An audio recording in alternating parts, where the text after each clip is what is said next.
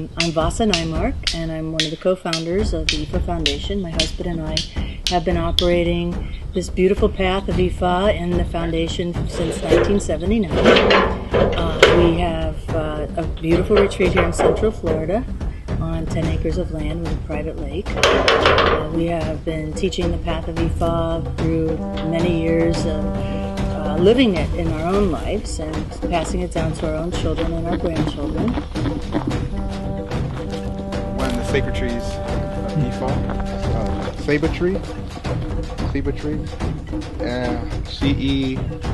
C-I-E-B-A, Ciba. And Saber tree represents the connection between, since the roots of this tree go very deep and very wide, and the top of it goes high and wide also. It represents a connection with heaven and earth. And then you see these thorns on it. It has the protective aspect of the protective connection of heaven and earth. So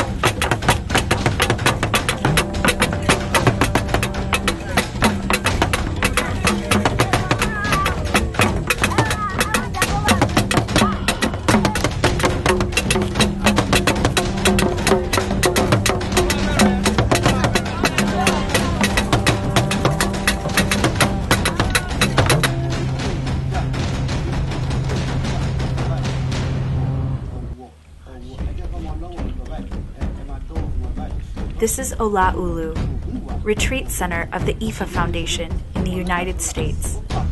Located 2 hours north of Orlando, Florida, the retreat center means so much more than just a place to escape modern life.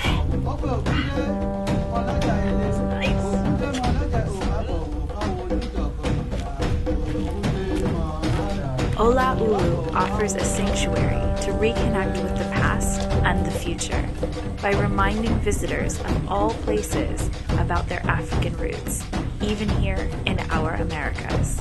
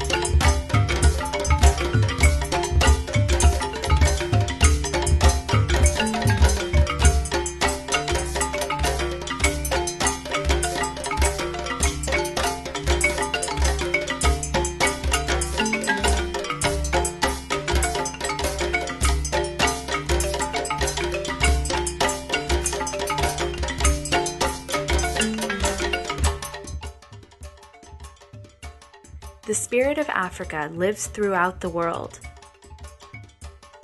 Humanity started and spread from Africa to all other continents thousands of years ago. Yet the connections between Africa and our Americas is the strongest of the roots, forged over the last 400 years with fire, iron, blood, and the harshness of history.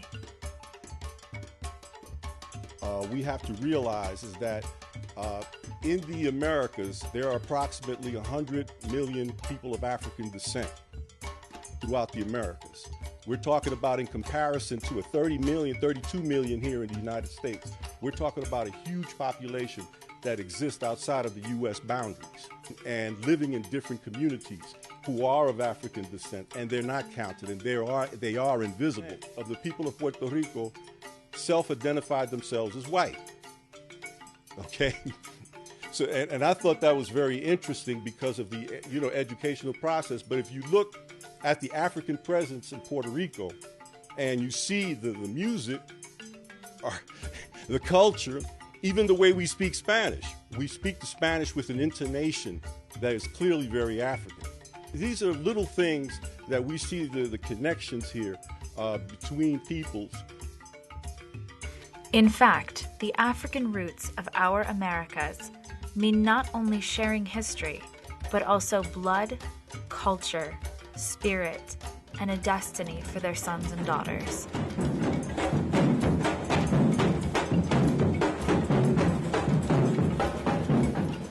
A destiny that can shine bright despite the brutal darkness of the past between the two continents and among our Americas.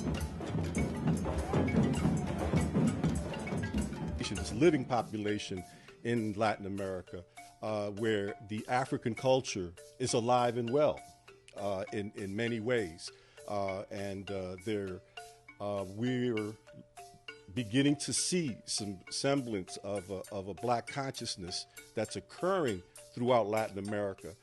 People are fighting for integration into education, into access to development monies in this process of once people become aware and conscious of themselves as communities and themselves and reconnecting with their African consciousness.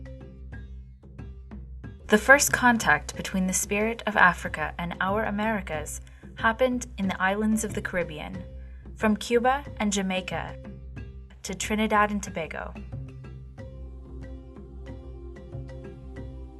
Why in the world would Nicaragua send a West Indian as ambassador? Central America, in reality, is the western rim of the Caribbean. From Belize through Honduras, Guatemala, Nicaragua, Costa Rica, Panama, even as far as Colombia and Venezuela as well. You have a strong and vibrant Afro-Caribbean presence. In those places, European brutality against African slaves and conquered natives forged a bond between the two. That bond has become an integral part of the identity, not only of African Americans, but of everyone and anyone who has lived on our continent. Came up with the concept of Afro-descendant. And we discovered that by saying Afro-descendant, we allowed the individual to assert his Black identity. They just said, I want to assert my identity as an Afro-descendant. Mi familia es originalmente de Jamaica. Yo nací en Panamá, pero ellos son originalmente de Jamaica. Y por la oralidad, por la tradición oral de mi familia, nosotros sí sabemos que la cultura es yoruba, es del sur, vendría siendo el sur de Nigeria. En Jamaica, esa parte de Jamaica donde nosotros somos, son esos pueblos que resistieron la colonización. No forzosamente se aculturizaron, sencillamente huyeron hacia las montañas Y de ahí comenzaron la resistencia. Y para mí lo más importante siempre ha sido la resistencia. Cómo tú resistes a la ola, que puede ser una ola invasora, pero en este caso sería una ola de asimilación, porque eliminan y reemplazan. Y las personas, las familias, porque eso es a nivel muy, muy personal, de familia, no tanto de gobierno, sino a nivel de familia, cómo esas familias resistieron, cómo transmitieron las historias. Y es la oralidad. La oralidad ayudó mucho y el coraje de esta gente, porque ellos resistieron hasta el final y mantuvieron una cultura viva que la idea era arrasar con ella y no pudieron. African slaves brought with them arts, foods, music, rituals, and spirits that soon reached every corner and country of the continent. From the thick African roots of the Deep South in the United States and colonial Brazil to small modern enclaves of African influence like Olaulu.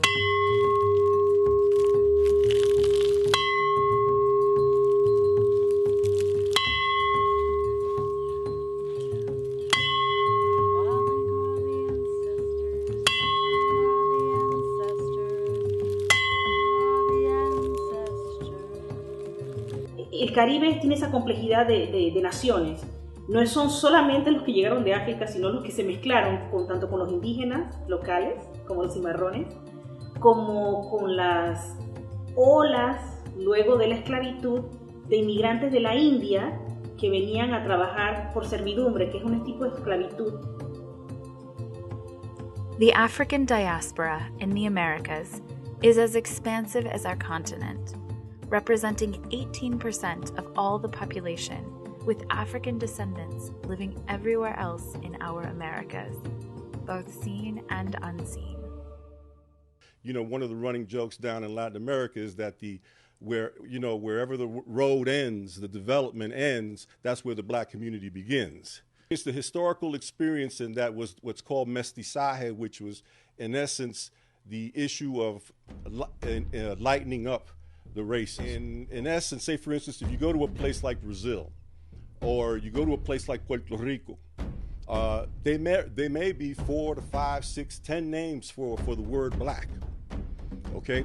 And there's that whole color hierarchy system that exists. Unseen, sometimes because we try to forget and bury the past, like it happened with White Rock Chapel Cemetery in Dallas, Texas. Located in the north suburbs of the city, the cemetery has been the resting place of African Americans since before the Civil War. Then the city grew, and profiteering urban developers tried to destroy the historic cemetery in order to build new apartments, not caring about the past, until White Rock Chapel and African American activists intervened to make sure that the cemetery remained as a reminder of the African roots of Dallas and all of Texas. And each one of these institutions have the responsibility of instilling pride of our Afro-descendant heritage and instilling in our people that they have the responsibility, they have the duty to build a society that is multi-ethnic, multicultural, and in which each group, regardless of their ethnic background, have the right to participate, have the right to become actors, have the right to build a kind of society that responds to the hopes and the dreams and aspirations of our peoples. However, the brightness ahead has not cast away the evil shadows of the past that creep on us today. Racial divides, remnants of European brutality, still fracture our nations and hurt families by provoking the worst in people: prejudice, violence, injustice, indignity. The spirit of our Americas gets broken time and time again by those evils, trying to poison our roots. But the new generations know better. building towards a destiny of light instead of contributing to the divisions of the present. In my book, I try to examine what's going to happen in that process. Is there going to be a new redefinition of Black? The Latino communities begin to grapple with that. Because if you look at the politics now and what's happening throughout the country, there's the element of race that's attached to that. There's no question with the connection here. We can and must learn how to honor our African roots today, while never forgetting the sacrifices and tragedies of the past. Aprendan sus historias, presérvenlas y transmítanlas, y ese legado ancestral, por más insignificante que les parezca, por más pequeño que les parezca, si en su familia había cineastas, herreros, escritores, parteras, religiosos, sea lo que sea que ustedes tienen como legado o herencia, presérvenlo y transmítanlo. Es la única forma, porque los libros pueden desaparecer, pero la memoria ancestral no desaparece nunca.